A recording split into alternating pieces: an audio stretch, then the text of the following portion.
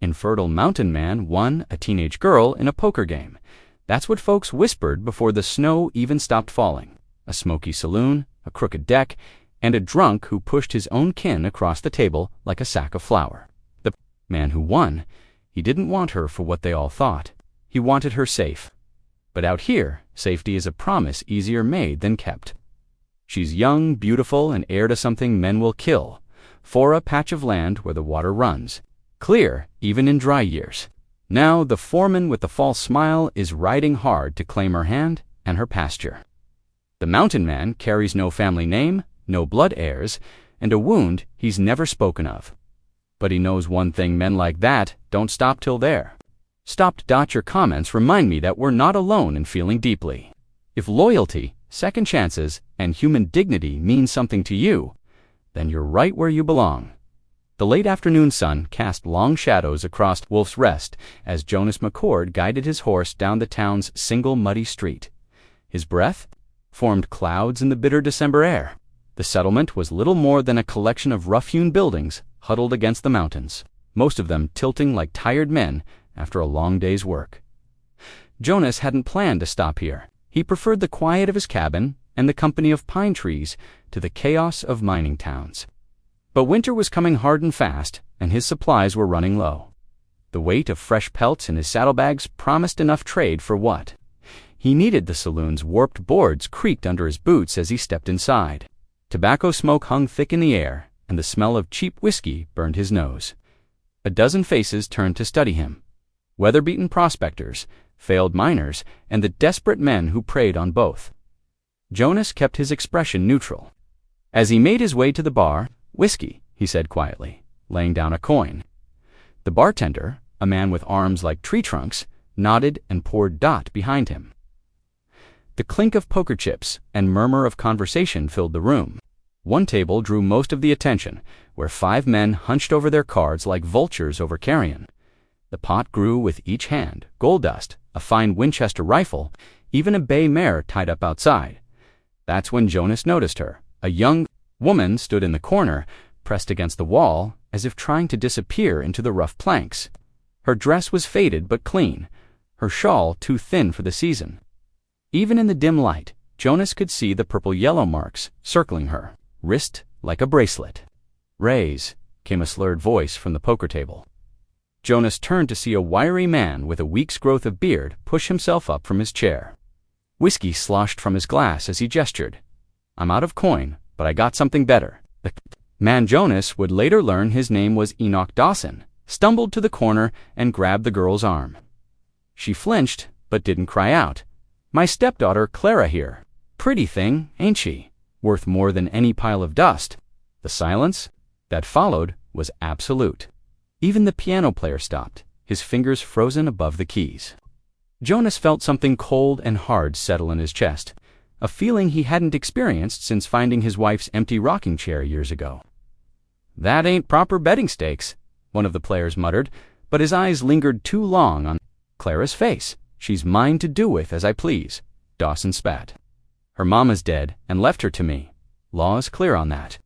Jonas set down his untouched whiskey. His chair scraped across the floor as he approached the table.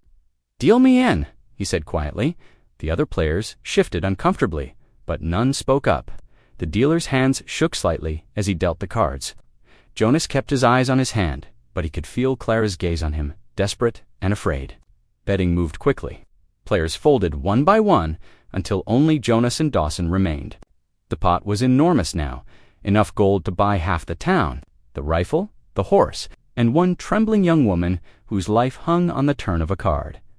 Jonas studied his hand again, though he didn't need to. He'd played enough poker in his younger days to know when fortune smiled. 5 cards, all hearts, running neat as string from 9 to king. "Show," the dealer commanded. Dawson's laugh was ugly as he spread his cards. "For kings, beat that, mountain man." Jonas laid his cards down slowly, deliberately. The straight flush gleamed in the lamplight like justice itself. Dawson's face went from red to white, then back to red again. "You cheated!" he roared, lurching. To his feet, his chair crashed backward. Jonas stood too. He wasn't the tallest man in the room, but something in his stance made everyone else step back. No, sir, he said, voice level. I played fair, and I'm claiming my winnings, all of them. He turned to Clara, still pressed against the wall. Her eyes were wide, but Jonas saw something else there besides fear, a flicker of hope, fragile as a candle flame in wind. He crossed the room and held out his hand. Come on, miss, you're safe now. Clara hesitated for just a moment, then placed her small hand in his calloused palm. Jonas felt the tremors running through her fingers, saw the way she hunched her shoulders as if expecting a blow. This ain't right, Dawson shouted behind them. She's my property. Jonas turned slowly, keeping himself between Clara and her stepfather. No person is property, Mr. Dawson. You wagered fair and lost fair. I suggest you remember that. Without another word, Jonas guided Clara toward the door. The crowd parted before them like water around a stone. Outside, the cold air hit them like a slap, but Clara didn't seem to notice. She was looking up at Jonas with a mixture of gratitude and uncertainty that made his heart ache. He helped her onto his horse, then mounted behind her. As they rode away from Wolf's Rest, the last light of day painted the snow-topped mountains gold. Jonas could feel Clara gradually relaxing, her rigid posture softening degree by degree as the distance between her and her stepfather grew. Neither of them spoke. The only sounds were the horses' hooves in the snow and the whisper of wind through the pines. Jonas knew there would be time for words later. Time to figure out what came next.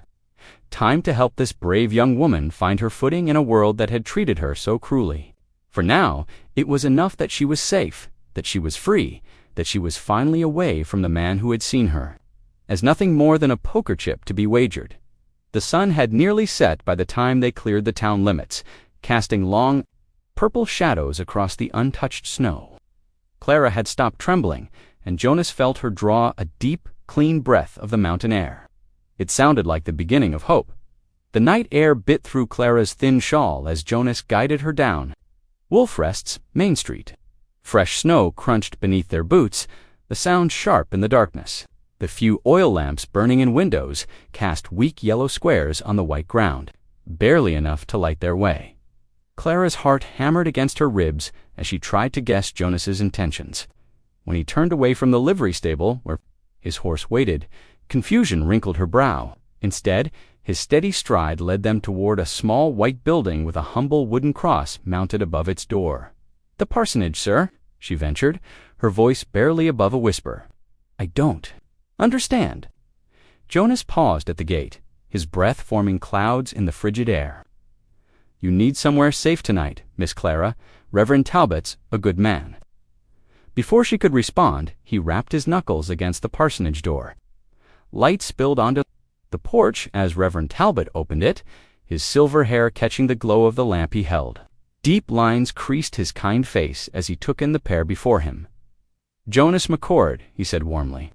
Haven't seen you in town since spring. His gaze shifted to Clara, noting her trembling form and worried eyes. Come in, come in. It's far too cold to stand about. The parsonage's front room was modest but welcoming, with a pot-bellied stove radiating blessed heat. Clara gravitated toward it immediately, holding her frozen hands out to the warmth. The Reverend gestured for them to sit while he pulled up his own chair, waiting patiently as Jonas gathered his thoughts. There was trouble at the saloon, Jonas began, his deep voice quiet but clear. He explained what had happened, the poker game, Dawson's shocking bet, and how he'd stepped in. Clara kept her eyes fixed on her hands as he spoke, but she could feel both men glancing at her with concern. Good Lord, Reverend Talbot muttered when Jonas finished. He turned to Clara. Your stepfather truly tried to wager you in a game of chance. Clara nodded, still not looking up. He's done worse, she whispered. The Reverend's face darkened at her words, but his voice remained gentle. Well, you're safe now, child. That's what matters. Jonas cleared his throat. Miss Clara, he said, causing her to finally look up. I want you to understand something. What happened tonight, that game, it doesn't mean I own you. You're free to choose where you go from here. Clara stared at him, genuine surprise crossing her face for the first time that evening. But you won the bet, she said uncertainly. No person can truly own another, Jonas replied firmly. That ain't right in the eyes of God or man. He's correct, Reverend Talbot added. I've a spare bedroom upstairs, and nobody would dare cause trouble at a parsonage." Tears welled in Clara's eyes, but she blinked them back. "Thank you," she managed. "Both of you." Jonas stood, adjusting his coat. "I should head back to the saloon, collect my other winnings before anything goes missing." He paused, looking down. At Clara. "You'll be safe here, Miss Reverend. Talbot's got more fight in him than folks expect." The old preacher chuckled. "Let's pray it doesn't come to that." As Jonas turned to leave, Clara found her voice again. "Mr. McCord." When he looked back, she straightened her shoulders. "I won't forget what you did tonight." He touched the brim of his hat in acknowledgement, then slipped out into the night. Through the parsonage's front window, Clara watched his broad figure disappear into the darkness. The Reverend brought her a cup of hot tea and showed her to the spare room upstairs. Its simple bed made up with clean quilts that smelled of sunshine and soap. Sleep was long in coming. Clara lay awake, trying to make sense of the evening's events. Jonas McCord could have claimed her as his prize, taken her anywhere, done anything. Instead, he'd brought her to safety and given her choice back to her. She couldn't remember the last time anyone had given her a choice about anything. Morning brought weak winter sunshine, and the busy hum of gossip through Wolf's Rest. Clara sat at the parsonage's kitchen table, picking at the biscuits and eggs the Reverend had prepared, when she heard the first whispers floating up from the street below. "Did you hear? Jonas McCord won Dawson's stepdaughter in poker. They say he's taking her as his bride, but everyone knows he can't have children. His poor wife died trying." Clara's face burned at the speculation, but Reverend Talbot just shook his head. "Small towns run on gossip like a mill runs on water," he said, pouring her more coffee. Best not to pay it any mind. Through the window, she spotted Jonas loading supplies at the general store. He worked efficiently, securing bags of oats and boxes of ammunition to his pack horse. A tin of lamp oil glinted in the morning light as he added it to his provisions. Several townspeople tried to engage him in conversation, but he kept his responses short and focused on his task. Soon enough, he mounted up and turned his horse toward the snow-covered hills rising behind the town.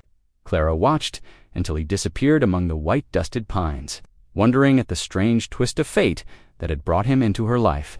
He could have kept her. The law would have backed his claim after winning that bet. Yet he'd chosen to set her free instead. "Why didn't he want me?"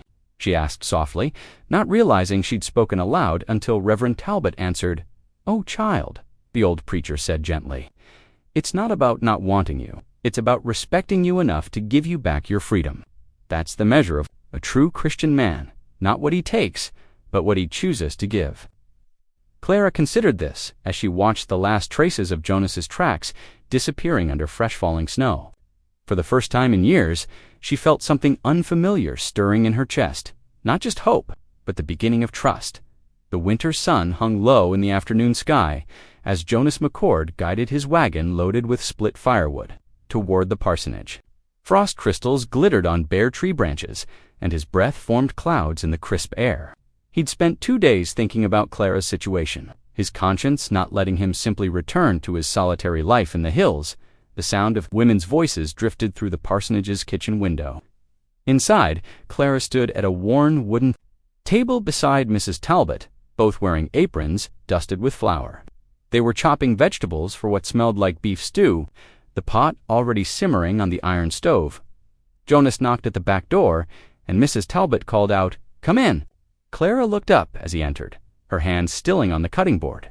A shy smile touched her lips, though he noticed she still kept the table between them, her posture tense like a deer ready to bolt. "Mr. McCord," she said softly, "what brings you to town?" He gestured toward the wagon outside. "Brought some firewood. Figured the parsonage could use it, cold as it's been." "That's very thoughtful," Mrs. Talbot said warmly. "Clara, dear, why don't you help Mr. McCord unload while I mind the stew?" Clara wiped her hands on her apron and followed Jonas outside. They worked in comfortable silence for several minutes, stacking the wood along the churchyard's fence. When their hands brushed passing a log, Clara didn't flinch away like she had 2 days ago. "Thank you," she said, meeting his eyes briefly, "for the wood and ... for everything." Jonas was about to respond when a familiar bellow cut through the peaceful afternoon. "Clara, get out here, girl." Enoch Dawson stumbled through the churchyard gate, his face flushed with drink despite the early hour.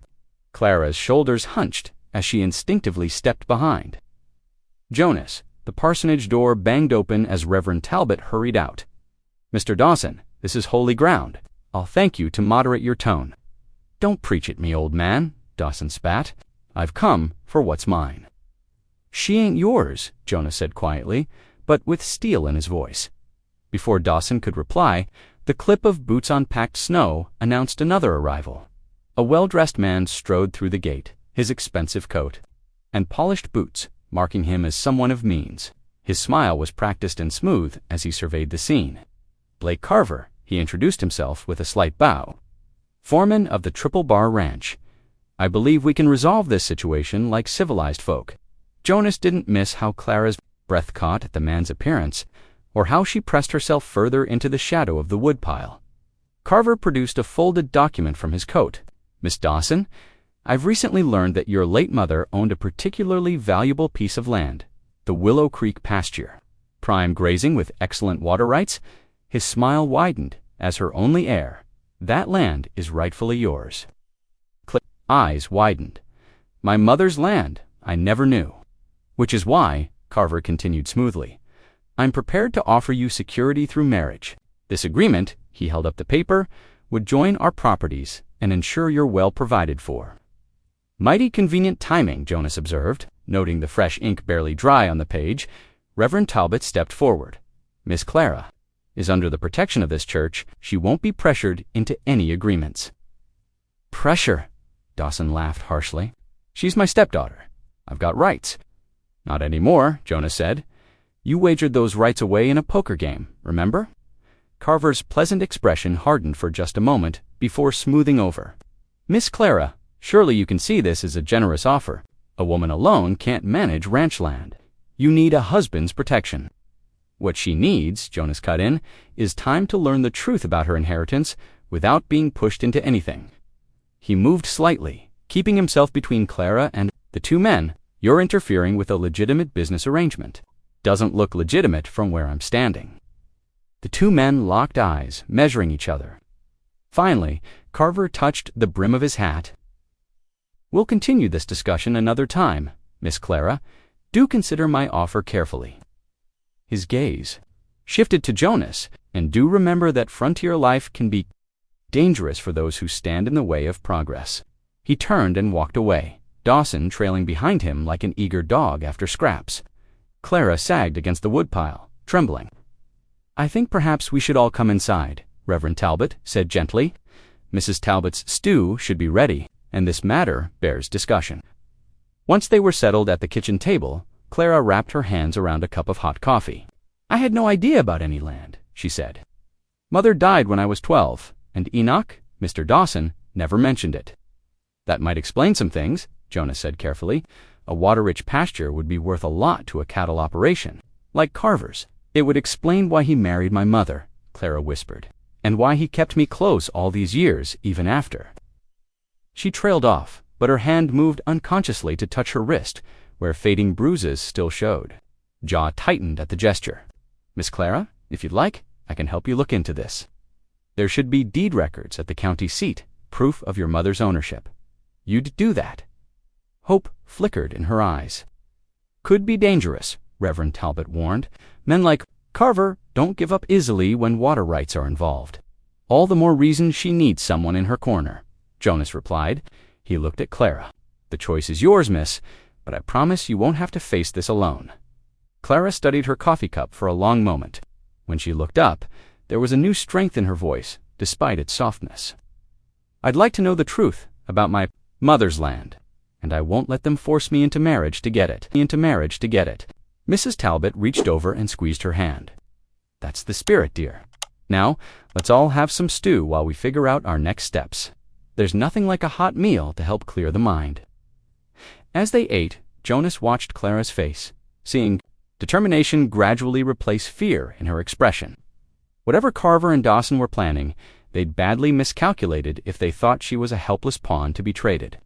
She just needed time to find her courage, and Jonas intended to make sure she got it The evening shadows stretched long across the parsonage yard as Jonas helped Clara carry in the last of the firewood.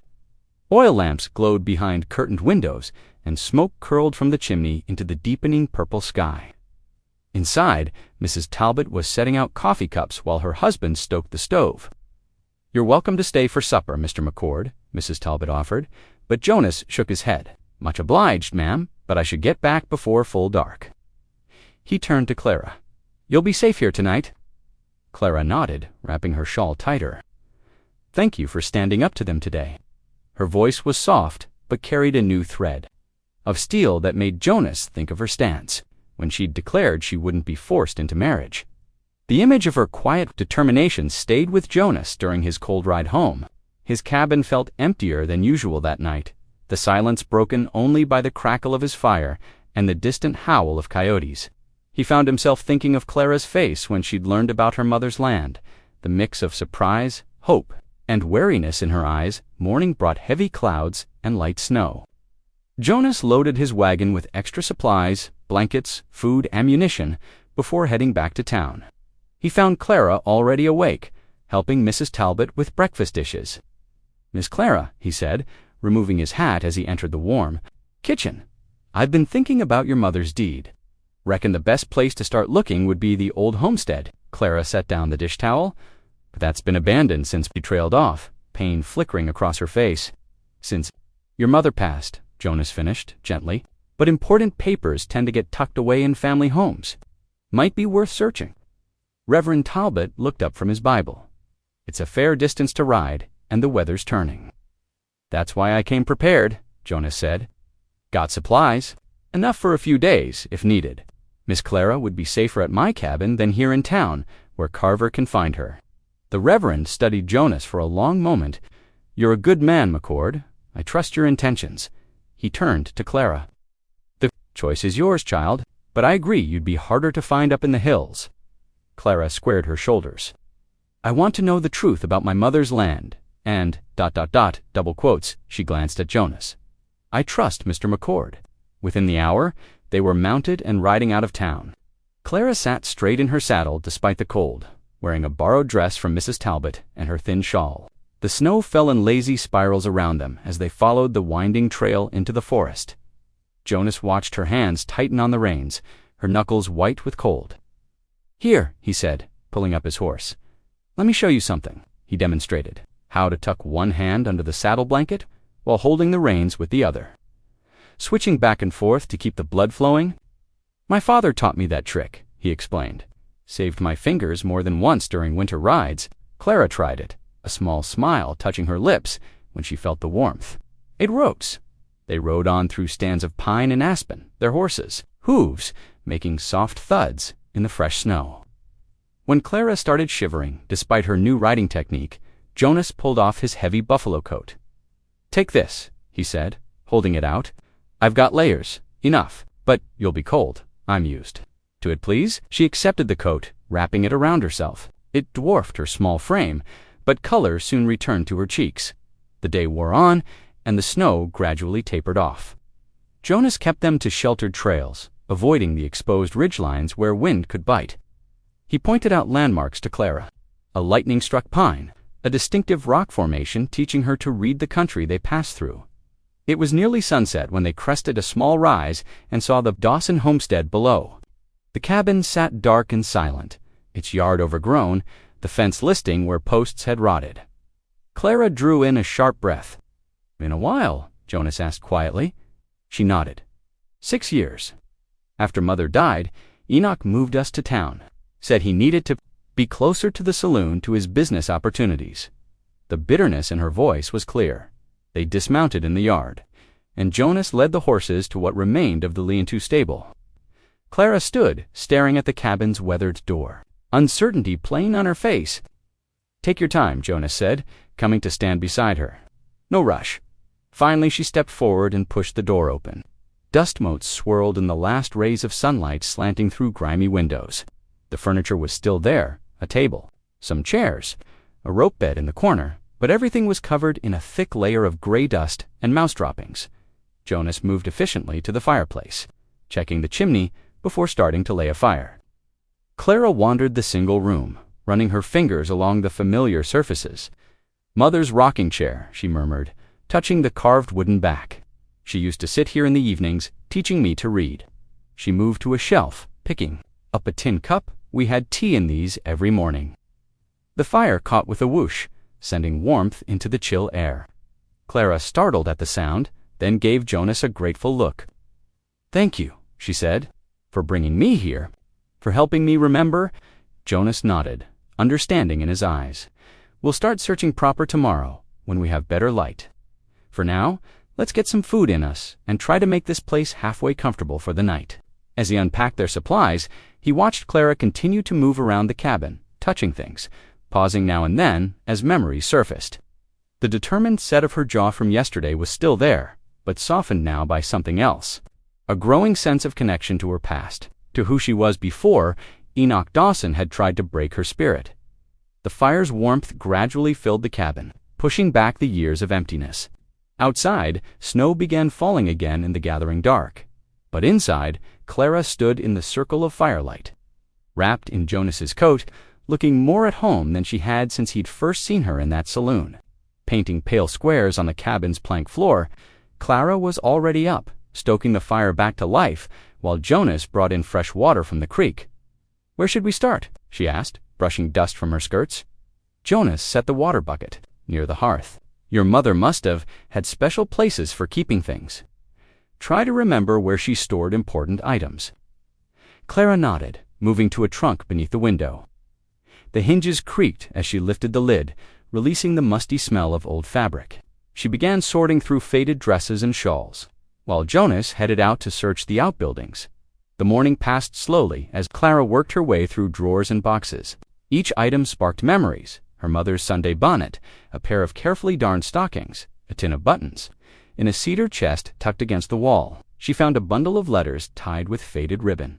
Her hands trembled as she recognized her mother's neat handwriting. The letters were addressed to Sarah Mitchell, an old friend from back east. Clara began reading, her throat tight. "Dearest Sarah," she read aloud, "I hope this finds you well. The land near Willow Creek is more beautiful than I could have imagined. The water runs clear and deep, perfect for cattle. Thomas says we're blessed to have such a fine piece of earth." Jonas came in from checking the barn, stamping snow from his boots. "Found anything?" Clara held up the letters. "These are from Mother to her friend. She mentions the land." She kept reading, moving through the stack until one passage made her sit up straighter. "Listen to this. I've put the deed in a safe place where the good book rests. No one thinks to look there anymore, which suits me fine." Jonas leaned against the doorframe. "The good book, she means the Bible." "Yes, but ... Clara frowned. "We had several, and Enoch took everything when we moved to town." Before Jonas could respond, the sound of approaching horses cut through the morning quiet. He moved swiftly to the window, his expression hardening. "Carver," he said quietly, "and he's brought friends." Clara quickly tucked the letters into her pocket as Jonas grabbed his rifle and stepped onto the porch. 3 riders sat their horses in the yard, Carver in his fine coat, flanked by 2 rough-looking men with cartridge belts crossed over their chests.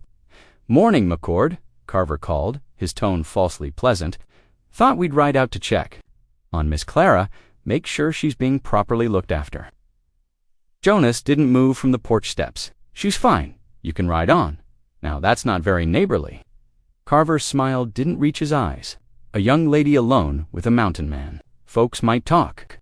"Folks already talk," Jonas said evenly. "And they know me better than they know you. This is private property. Ride out."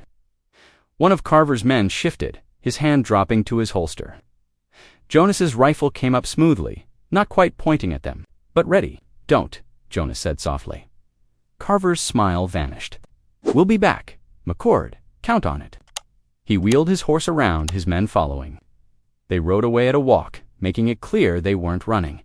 Jonas waited until they were out of sight before lowering his rifle. He turned to find Clara in the doorway, her face pale but determined. "We need to leave," he said. "They'll be back with more men." Clara nodded. "Let me check one more place." She hurried to the bedroom corner, running her hands along the floorboards. Finding nothing, she gathered the rest of the letters while Jonas saddled their horses. They rode out within the hour, taking a different trail than they'd used coming in. Jonas kept them under the cover of trees where possible, watching for signs of pursuit. The temperature dropped as afternoon shadows lengthened, and a bitter wind picked up from the north. "There's a line shack about an hour ahead," Jonas said, noting Clara's shivering despite his coat. "We can stop there for the night." The line shack proved to be a sturdy one-room cabin with a small corral. Jonas had the horses settled quickly while Clara got a fire going in the pot-bellied stove. Soon, the smell of coffee filled the warm air. Clara sat at the rough table, holding one of Jonas's gloves. It had torn along the thumb seam, and she'd offered to mend it. The lamplight cast a gentle glow as she worked the needle, her movements sure and practiced. "Mother taught me to sew," she said softly. "She taught me so many things. Reading, cooking, how to tend a garden." She tied off the thread and tested the seam. "I've been thinking about that message in her letter, where the good book rests." There was a special Bible she kept on a shelf by her bed. It had a wooden cover Father made for it. Jonas poured coffee into tin cups. "You think that's where she hid the deed?" "Maybe, but Enoch took everything when we moved. He sold most of it for drinking money." She handed him the mended glove. "If that Bible still exists, it could be anywhere." "We'll find it," Jonas said, his voice carrying quiet certainty. "Your mother was smart to hide the deed. She must have known it was valuable." Clara wrapped her hands around the warm coffee cup. "I never understood why Enoch married her. She was so gentle, so different from him. But if he knew about the land, some men will do anything for property," Jonas said, "especially land with water rights."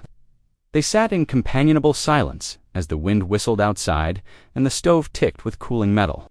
Clara pulled out the letters, reading through them again by lamplight, searching for any other clues her mother might have left behind. The next morning dawned white and silent. Snow fell in thick curtains, obscuring the distant peaks and turning nearby pines into ghostly shapes. Jonas studied the sky with concern as they prepared to leave the line shack. "Storm's settling in," he said, adjusting Clara's saddle. "We'll need to take it slow." The snow made the trail treacherous. Their horses picked their way carefully through deepening drifts, steam rising from their flanks. By mid-afternoon, they finally reached Jonas's cabin. Clara could barely feel her feet, despite the extra wool socks he'd given her. The cabin stood solid against the weather, logs silvered with age and a stone chimney rising straight and true.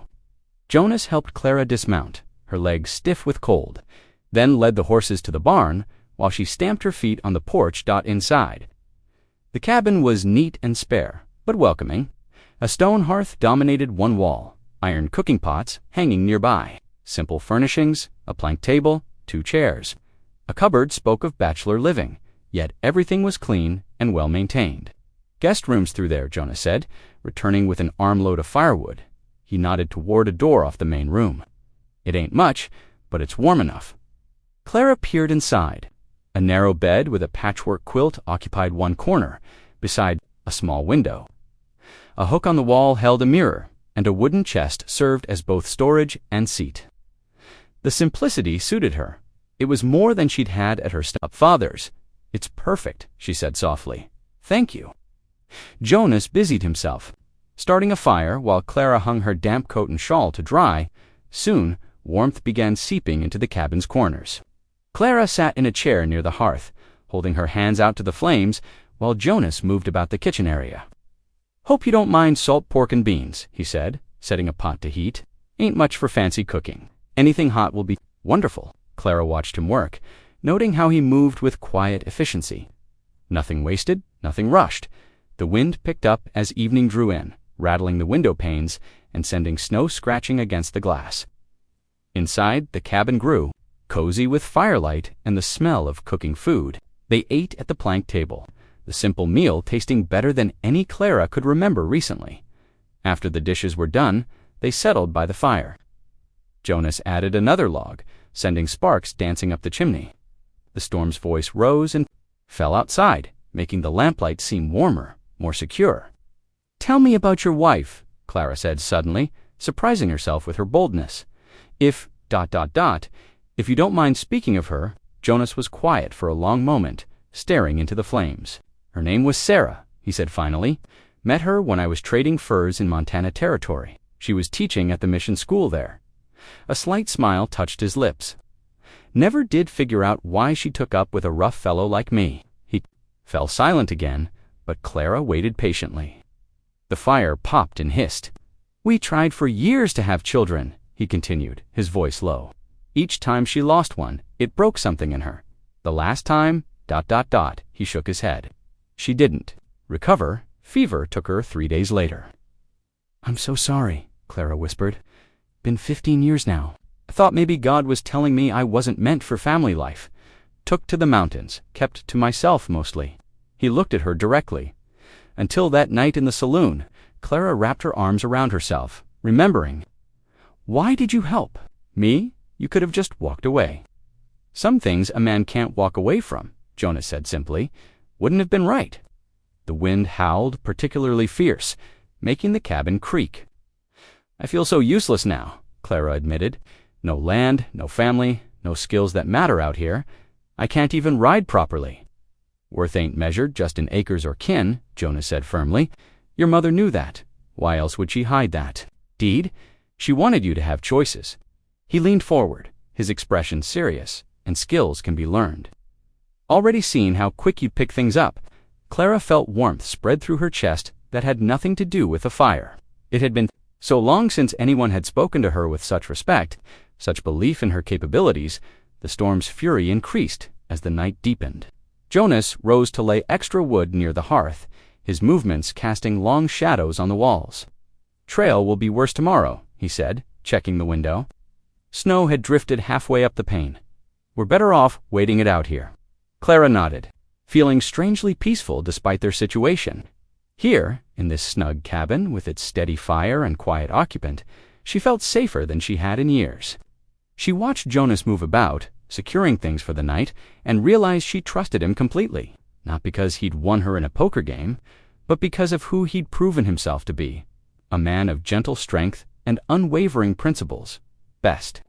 Get some rest, Jonas said, banking the fire for the night. Morning will come soon enough. Clara rose, wrapping her shawl around her shoulders. Thank you, she said, for everything. Jonas simply nodded, but his eyes were kind.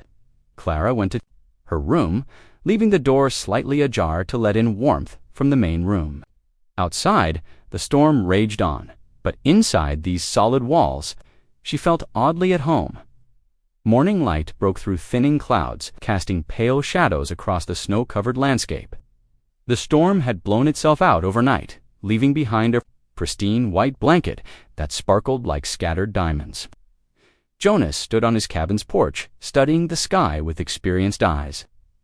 Looks clear enough to travel, he said as Clara joined him, bundled in her coat. Best get moving before anything else rolls in. They set out after a simple breakfast of coffee and cornbread. The snow was deep but powder soft, and their horses managed well enough on the packed trail. Clara rode closer to Jonas than before. Having learned to trust both his guidance and her own improving skills in the saddle, the church spire came into view by mid-morning, its white-painted wood nearly invisible against the snow-bright sky. Clara's heart quickened as they approached. Her mother's words echoed in her mind, where the good book rests. Good book rests. Could it really be that simple? She wondered aloud as they dismounted. Jonas tied their horses to the hitching post. Sometimes the best hiding place is right in plain sight. Reverend Talbot met them at the door, stamping snow from his boots. Welcome back. Mrs. Talbot's just put coffee on to brew. Much obliged, Reverend Jonas said, but we've got something to look into first. Mind if we search the sanctuary? The Reverend's eyes sparkled with understanding. Looking for something in particular. Clara explained about the letter's reference to the good book. Talbot nodded thoughtfully, stroking his gray beard. Well now, we've got quite a few Bibles here. Some folks left theirs when they moved on west. He led them into the simple sanctuary. Morning light streamed through frosted windows, catching dust motes in its beams. They started with the obvious places, the lectern Bible, the ones in the pew racks, even checking behind the altar. Nothing. Clara's hope began to fade until Jonas noticed a door near the pulpit. What's through there? He asked. The vestry, Reverend Talbot answered, where we store church records and such. been meaning to organize it for years. He produced a key from his pocket and unlocked the door. The small room smelled of old paper and wood polish. Shelves lined the walls, crowded with leather-bound books and stacks of yellowed papers. A thick layer of dust covered everything. "Mother would have known about this room," Clara said softly. "She helped clean the church every Saturday." They began searching methodically. Jonas checked the higher shelves, while Clara examined the lower ones. The Reverend stood in the doorway, offering occasional guidance about where different types of books were kept. Clara's fingers were gray with dust when she spotted it, a large ornate Bible tucked behind some hymns. Her hands trembled as she carefully pulled it free. "This one's different," she said. The cover was tooled leather, worn smooth in places. "Look at the date. It's from when the church was founded." Jonas came to look over her shoulder as she gently opened it. The pages whispered with age as she turned them, moving carefully through the Old Testament. "The Psalms," she murmured. "Mother always said they gave her comfort." A folded document. Clara's breath caught as she carefully extracted it. The paper was yellowed but intact, protected by its holy resting place. With trembling fingers, she unfolded it. The formal script was still clear and dark. A land grant for 300 acres along Willow Creek, signed and sealed by territorial officials. Her mother's name was there, bold and certain. "It's real," Clara whispered. Tears blurred her vision. "It was here all along." Jonas studied the document over her shoulder, proper seal and everything. "This is legal and binding." Reverend Talbot adjusted his spectacles to examine it. "Best not leave this lying about. There are those who do anything to get their hands on water rights these days. We should take it to the county courthouse," Jonas said. "Get it properly registered in Clara's name." The Reverend nodded. "That would be wise, but not today. It's too late to make the ride, and the roads will still be treacherous. Better wait until tomorrow." "Where should we keep it tonight?" Clara asked, carefully refolding the precious paper. "I've got a lockbox in my study," Reverend Talbot offered. "We'll store it there until morning." They followed him to his study, where he unlocked a small iron safe built into the wall. Clara placed the deed inside, watching as the Reverend spun the dial. "You're welcome to stay at the parsonage again tonight," he said to Clara. Mrs. Talbot would enjoy the company. The short winter day was already fading as they stepped outside. Clara was heading toward the parsonage when Jonas grabbed her arm, pulling her back into the shadow of the church. He nodded toward two men lounging against the general store across the street, their attention fixed on the church. "Carver's men," he said quietly. "Been watching since we arrived." Clara's stomach tightened. "Do you think they know?" "Can't be sure, but I don't like it." Jonas's jaw set in a determined line. "I'll keep watch tonight." "You can't stay out in this cold all night," Clara protested. "Done it before." Besides, he gave her a slight smile. Got a debt to settle with Mr. Carver and his schemes. Clara wanted to argue further, but she saw the resolve in his eyes. "At least come in for supper first," she insisted. "Mrs. Talbot always makes plenty." Jonas hesitated, then nodded. Quick bite wouldn't hurt. They walked to the parsonage together, Jonas positioning himself so his broad shoulders were between Clara and the watching men. Inside, warmth and the smell of baking bread wrapped around them. Mrs. Talbot greeted them cheerfully, already setting extra places at the table. But even as Clara helped with the evening meal, her thoughts kept straying to the men outside and the precious document now locked away in the Reverend's safe. She caught herself watching Jonas during supper, noting how his eyes regularly checked the windows, how his hand stayed close to his gun belt. As darkness fell, Jonas prepared to take up his vigil. Clara followed him to the porch, clutching her shawl against the cold. "Be careful," she said softly. He touched the brim of his hat. "Get some rest. Tomorrow we'll make this official, and Carver won't have a leg to stand on." Clara watched from the window as Jonas melted into the shadows of the churchyard. Across the street, the two men still loitered, barely visible in the gathering dark. She sent up a silent prayer for Jonas's safety before helping Mrs. Talbot clear the supper dishes. Later, lying in her bed at the parsonage, Clara listened to the night sounds, the creak of the house settling, the distant howl of a coyote. And somewhere out there, Jonas McCord standing guard over her future until dawn. Dawn painted the eastern sky in pale gold as Jonas and Clara prepared for their journey. The morning air bit sharp and clean, their breath forming white clouds. Jonas helped Clara mount her horse, noting how much steadier she'd become in the saddle over the past few days. "It's a good 4 hours to the county seat," he said, adjusting her stirrups. "You're warm enough." They rode out of Wolf's Rest as the sun crested the mountains. The trail wound through stands of pine and aspen, climbing steadily into the foothills. Ice crusted the edges of streams they crossed, and their horses' hooves crunched through frozen puddles. "Watch your footing here," Jonas called as they approached a narrow pass. "Trail gets tricky with ice." Clara guided her horse carefully, following Jonas's lead. The animal picked its way through with sure steps, steam rising from its flanks. Around noon, they crested a rise and saw the county seat spread below them, a proper town with painted buildings and brick sidewalks. "Bigger than Wolf's Rest," Clara observed. 10 times over," Jonas agreed. "Courthouse is that red brick building yonder." They rode down the main street, past curious onlookers. Jonas helped Clara dismount in front of the courthouse steps, then tied their horses to the hitching rail. Inside, the building smelled of wood polish and old paper. Their boot heels echoed on the wooden floors. The county clerk's office was a small room, lined with leather-bound record books. Behind a high desk sat a thin man with wire-rimmed spectacles who introduced himself as Mr. Peterson. "Land deed, you say?" He adjusted his spectacles as Clara carefully unfolded the document. "Let me see here." Jonas stood quietly while the clerk examined every detail of the paper. Clara's hands twisted in her skirt as they waited. Finally, Peterson nodded. "This appears entirely legitimate. Proper seal, correct format, all signatures in order." He looked up at Clara. "Your mother was Sarah Dawson." "Yes, sir. I remember recording some of her other property transactions years ago." "Fine woman." He pulled a heavy book from a shelf. "Now, to register this in your name will take some time. Need to verify all the surrounding property lines. Check for any liens or claims, ... double quotes." He dipped his pen in ink. "Should take about a week to process everything properly." Clara's face fell. "But don't worry. I'll keep the original deed here in our fireproof safe. Nobody can challenge your claim once it's officially recorded." Jonas stepped forward, "And it's secure until then?"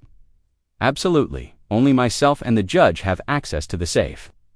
Peterson carefully placed the deed in a leather folder. "Come back next Thursday, and everything should be finalized." They left the courthouse as afternoon shadows began to lengthen. Jonas suggested they stop at the way station just outside town for coffee before the long ride back. The small roadhouse was warm and smelled of wood smoke and coffee, while Jonas spoke with the station master about road conditions. Clara sat near the pot-bellied stove, gratefully wrapping her cold hands around a tin cup. 2 men in trail-worn clothes occupied a corner table, talking in low voices. Clara didn't mean to eavesdrop, but a familiar name caught her attention. Double quotes, ... Carver was in a real state about it. Never seen him so riled over some piece of grazing land. Ain't just grazing. That Willow Creek property controls water access for half the valley.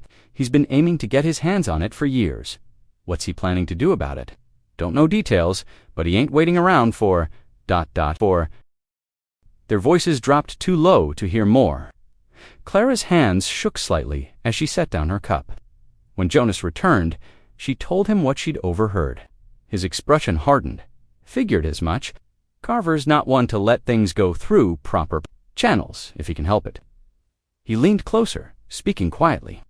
"We need to be extra careful this week. He might try something before the registration's complete." They finished their coffee quickly and mounted up for the ride home.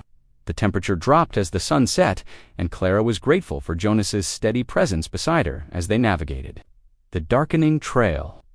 Stars were beginning to appear when they finally rode into Wolf's Rest. Light spilled from the parsonage windows, and wonderful smells drifted out to greet them. Mrs. Talbot opened the door before they could knock. "Come in, come in. I've got a pot of stew, keeping warm, and fresh bread, too." The Talbots' kitchen was cozy and bright. Clara's cold fingers tingled as they thawed, and the hot stew seemed to warm her from the inside out. She described their day while Mrs. Talbot served seconds, careful to mention the week-long wait for the registration.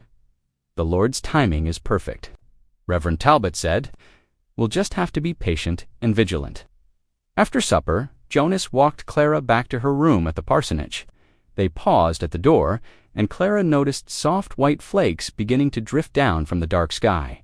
"Snow's starting again," she said softly. Jonas nodded, his breath visible in the cold air. "Gets proper cold this time of year." He hesitated, then added, "I'll keep an eye on things while we wait for that paperwork. Carver won't catch us off." Guard Clara looked up at him, this quiet man who'd risked so much to help her. "Thank you, Jonas, for everything." He touched the brim of his hat, snow gathering on the worn felt. "Get some rest, Miss Clara. Been a long day." 3 nights after their return from the county seat, Jonas sat in his cabin mending a torn saddle strap by lamplight. The evening had settled into deep winter quiet, broken only by the soft pop of burning pine logs in the hearth.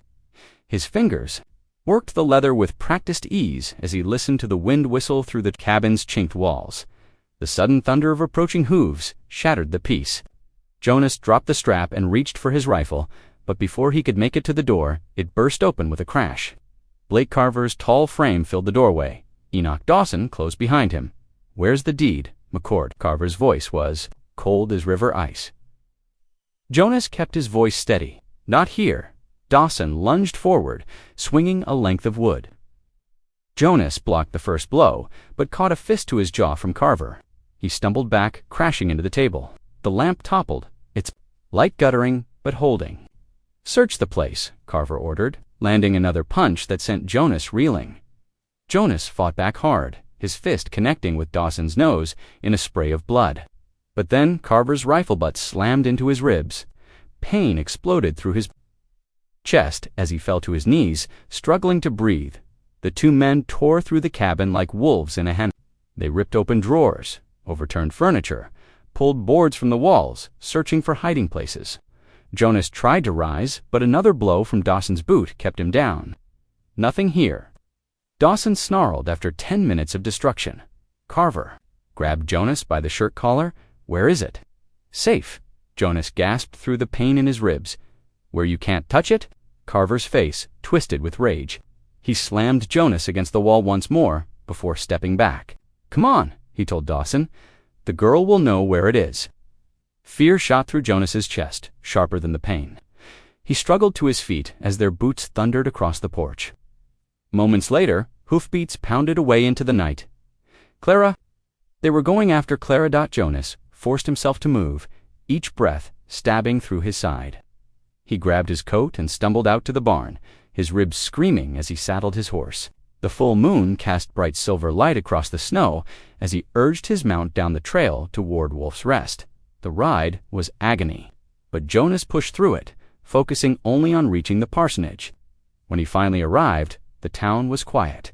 Under its blanket of snow, no signs of trouble, no fresh tracks leading to the church. The parsonage windows glowed with lamplight, and when he checked, the door was firmly barred from inside. They hadn't come here yet. Jonas pulled paper and pencil. From his saddlebag, bracing against the porch rail to write, his hand shook slightly as he penned a quick note. "Miss Clara, if trouble comes, ride to my cabin. I'll make sure you're safe." Jonas, he slipped the note under the door, then mounted up again despite his protesting ribs. They'd come for her. Soon enough. He had to be ready when they did. Clara found the folded paper when Mrs. Talbot handed it to her at breakfast. Her hands trembled as she read Jonas's hurried writing, noting how the usually steady letters wavered across the page. "Something's wrong," she said, showing the note to Reverend Talbot. Jonas wouldn't write like this unless he was hurt. The Reverend studied the paper with concern. Those men might have paid him a visit. Clara gathered her shawl. "I need to check on him. He's alone up there." "Child, the trail will be dangerous after the snow," Mrs. Talbot warned. "Please," Clara pressed. "He risked everything to help me. I can't leave him without aid." She stood straighter, meeting the Reverend's eyes. "I'm not asking permission this time. I'm telling you what I mean to do." Reverend Talbot's weathered face softened. "Then at least take supplies. Martha, help her pack some food and bandages."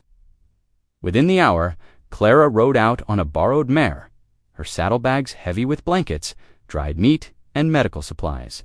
The winter sun cast long shadows across the snow-laden trail as she picked her way carefully through the trees. Her mother's voice echoed in her memory. Sometimes being brave means choosing to help others instead of hiding. She reached Jonas's cabin as afternoon light was fading. The sight of the splintered door and overturned furniture made her breath catch. Jonas sat by the hearth, his face bruised and one arm wrapped protectively around his ribs. "You shouldn't have come," he said, but relief showed in his eyes. "Hush now," Clara replied, already pulling supplies from her bags. She heated water and tore clean cloth into strips, working gently to clean his cuts. Jonas winced, but held still. As she wrapped his ribs, "I won't leave you here alone," she said firmly. "We'll face Carver together when we collect that deed." Jonas studied her face. "You've changed from that scared girl in the saloon. Because of you." Clara stirred the soup she'd brought to warm.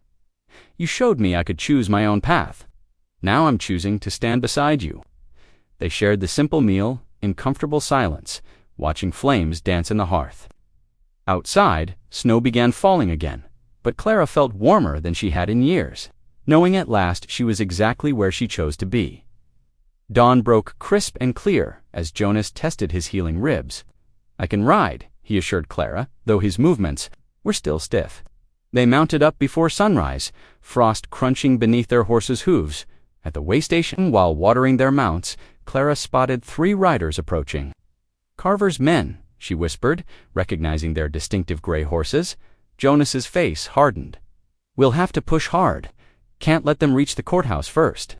They rode at a steady gallop, the wind biting their faces. Their horses' breath came in white clouds as they climbed the mountain passes.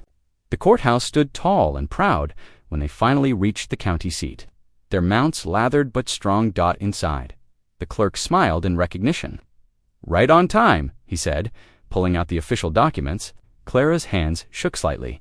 As she accepted the recorded deed, now bearing the county seal, Jonas tucked it securely inside his coat. "We need to move fast."